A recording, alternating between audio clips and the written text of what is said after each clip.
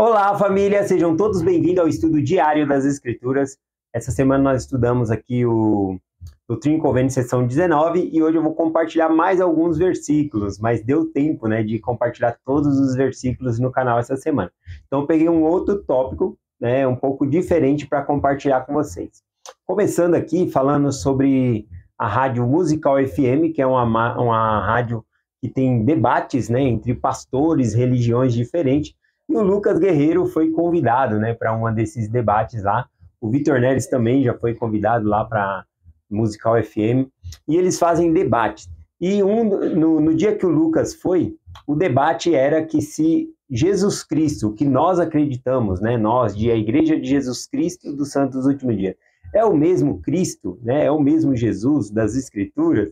Então teve esse debate lá, o Lucas compartilhando, que é o mesmo, e nós cremos que é o mesmo, né, da Escritura. E um dos pontos, né, que o pastor, né, da outra religião estava colocando de que o nosso Jesus não é o mesmo Jesus, né, das outras religiões, é porque nós acreditamos que Jesus Cristo, ele sofreu também no jardim do Getsêmani. Ele pagou os nossos pecados também ali, tá bom? E de acordo com o pastor, eles creem que somente foi na cruz, tá bom? E nós acreditamos que foi desde o jardim do Getsêmani até a sua crucificação e ressurreição. Tudo isso, a ressurreição, todos esses eventos fazem parte da expiação de nosso Salvador Jesus Cristo, tá bom? Então, por esse fato, né, por nós compartilharmos sobre que Jesus Cristo, ele suou o sangue, né, por cada um de seus poros, e aí então ele fala que é um Jesus diferente, né? Mas realmente é o mesmo Jesus. E aí eu queria compartilhar algumas escrituras que falam realmente sobre Jesus Cristo ter sangrado pelos seus poros no jardim do Getsêmani, quando ele estava também pagando pelos nossos pecados ali. Então, eu vou pegar aqui essa mensagem, né, no Novo Testamento, fica em Lucas 22. Dos 4 evangelhos sinóticos ali, somente Lucas, ele cita que Jesus Cristo, ele suou sangue, né, por cada um dos seus poros ali, tá bom? A sessão 19, que nós estamos estudando essa semana aqui, que passou, também, ela fala sobre Jesus Cristo ter suado sangue, né, derramado sangue ali pelos seus poros também. Então nós vamos ver sobre essa questão aqui. E outras escrituras que também mostram essa obra de Cristo também no jardim do Getsêmani, tá bom? Bom, primeiramente aqui, né, quando fala que Jesus foi ao Getsêmani, Getsêmani era um bosque de azeitonas, tá bom? Era um bosque de azeitonas. Em aramaico, essa palavra Getsêmani, ela significa lagar de azeite. Igual tem o lagar de uva, onde tem um túnel, né, que joga as uvas ali e vai pisando e saindo o suco da uva. Tinha o lagar do azeite, né, das azeitonas ali para extrair o azeite. Só que, porém, a azeitona é muito mais difícil de se extrair ali o sumo dela, de se extrair o azeite, tá bom?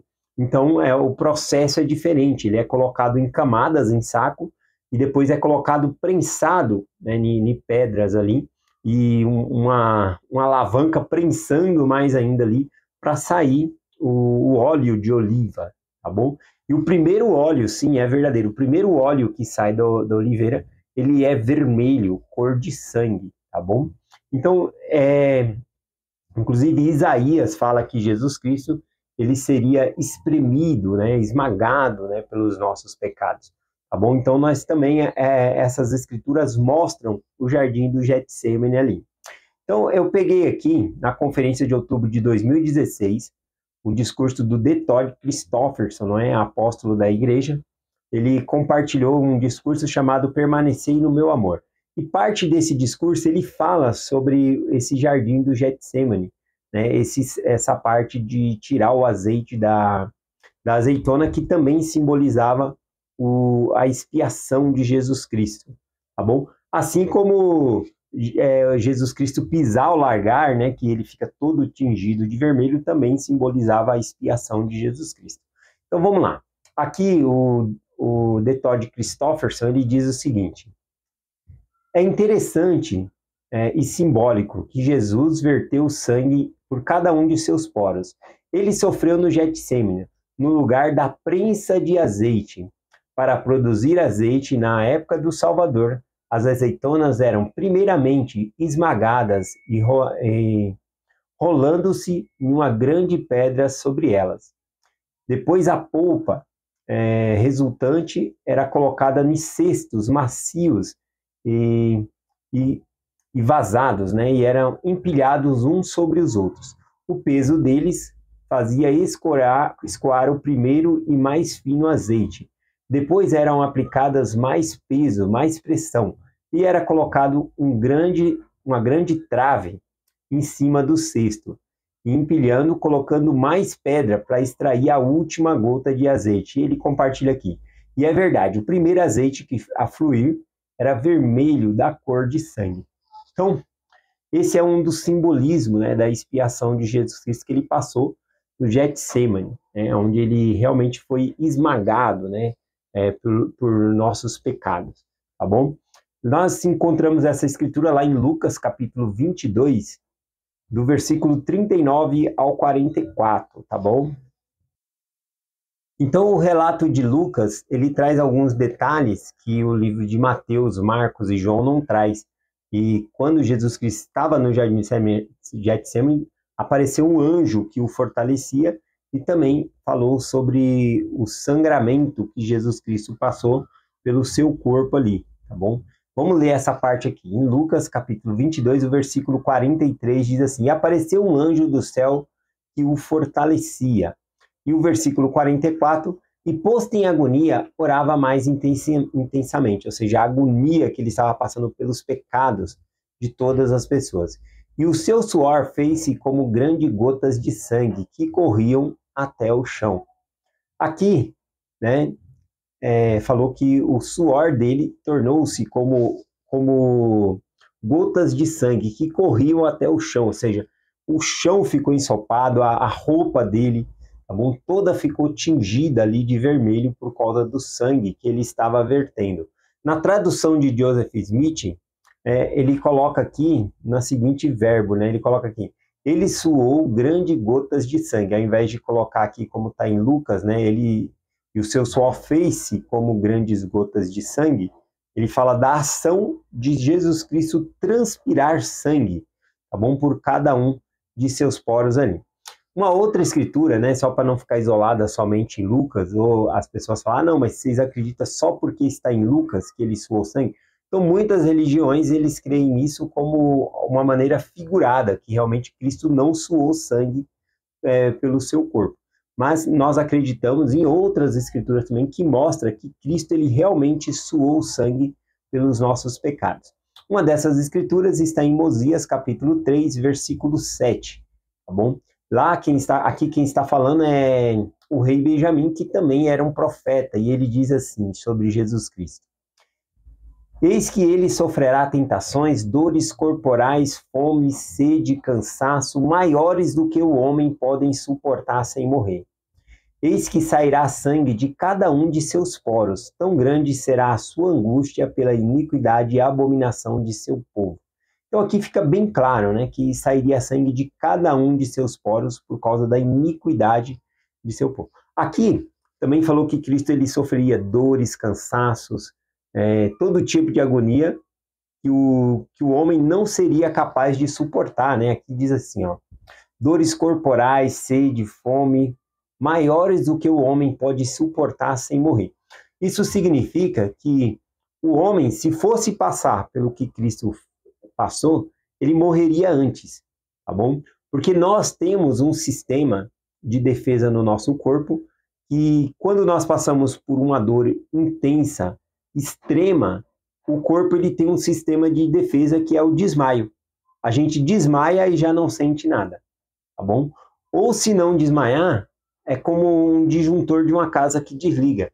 Então, o desmaiar seria esse desligar, ou a gente morre por conta dessa grande dor. Então, o nosso corpo tem esse sistema de defesa. Já Jesus Cristo, ele tinha o poder sobre a morte. Então, ele tinha o poder sobre esse disjuntor. Vamos colocar dessa maneira. Ele tem o poder sobre a morte. Então, quando lhe vinha todas essas aflições, toda essa dor, ele escolhia continuar vivendo para pagar pelos pecados de toda a humanidade. Então, nenhum ser mortal conseguiria fazer o que Cristo fez.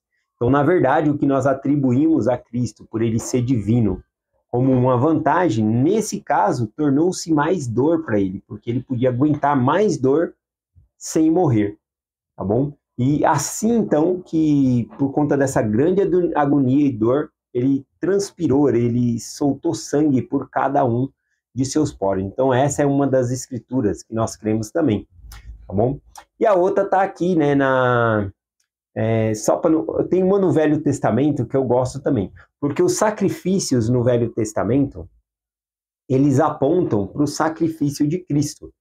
O sangue que era derramado no altar, nos altares, simbolizava o sangue de Cristo que seria derramado também, tá bom? Então, um dos sacrifícios, ele aponta para o jardim do Getsêmani, e não para a cruz, tá bom? E nós cremos, sim, que Jesus Cristo, ele sacrificou-se por nós na cruz, né? Aliás, o sentido da palavra, né, derramar o sangue, significa dar a vida.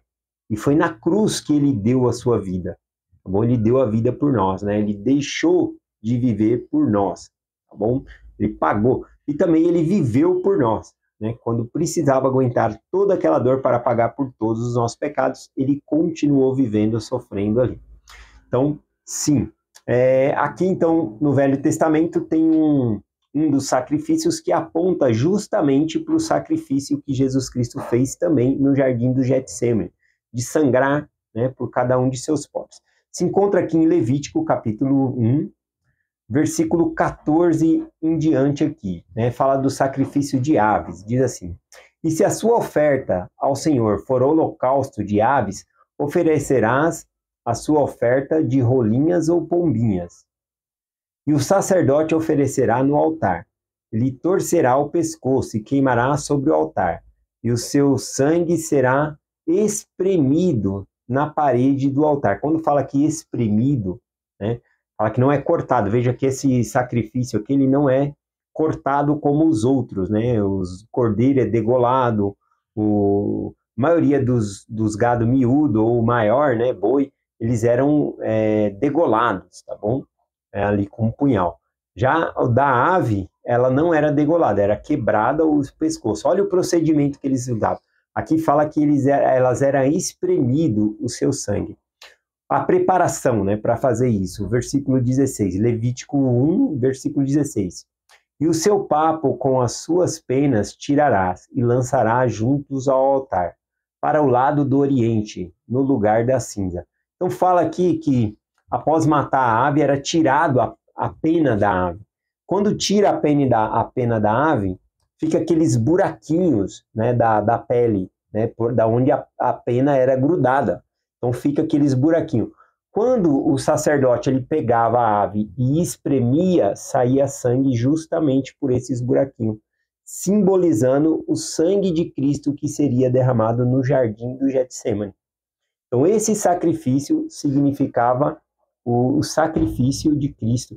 Não é que é 2 sacrifícios, não estou falando que foi 2 sacrifícios. O sacrifício expiatório de Cristo começa no jardim do Getsêmani, passa pela cruz e termina na ressurreição de Cristo.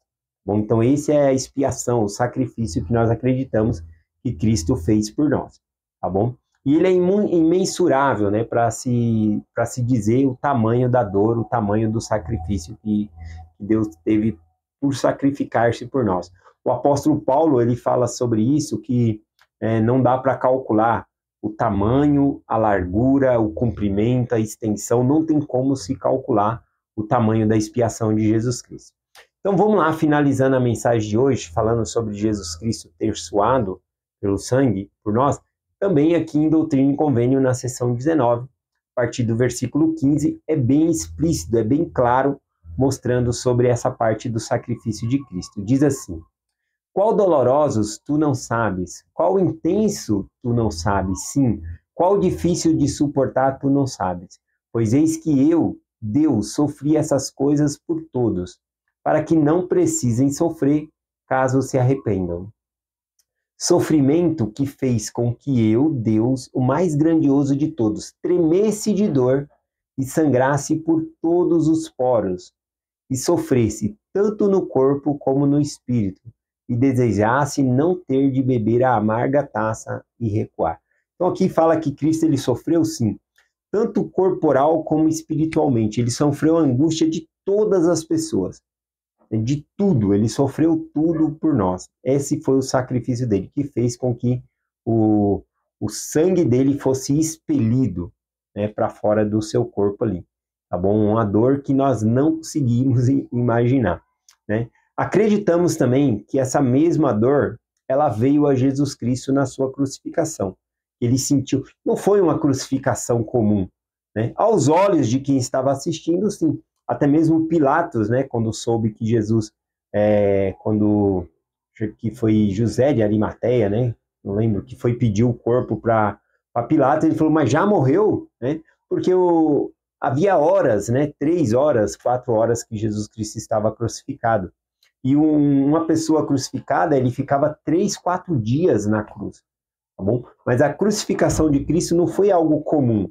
Também lhe veio toda a dor, angústia, peso de mundos sobre o nosso Salvador para pagar pelos nossos pecados, tá bom? Então, acreditamos que também na cruz o sacrifício foi de igual tom, né? A questão que ele não suou sangue na cruz é porque o próprio coração dele se rompeu, né? É dito, né, que quando o soldado ele fura ao lado de Jesus para ver se ele estava morto, lhe saiu água misturada com sangue, tá bom? E o sangue significa ali então que o coração havia rompido, né, e se misturado com a água. Então ele sofreu tanto que o próprio coração dele se rompeu, partiu por nós, um coração quebrantado ele ofereceu por nós. E é isso que ele exige de nós, que nós possamos ter um coração quebrantado e um espírito contrito. Bom, então é essa a mensagem que eu compartilho com vocês, em nome de Jesus Cristo. Amém. Até amanhã.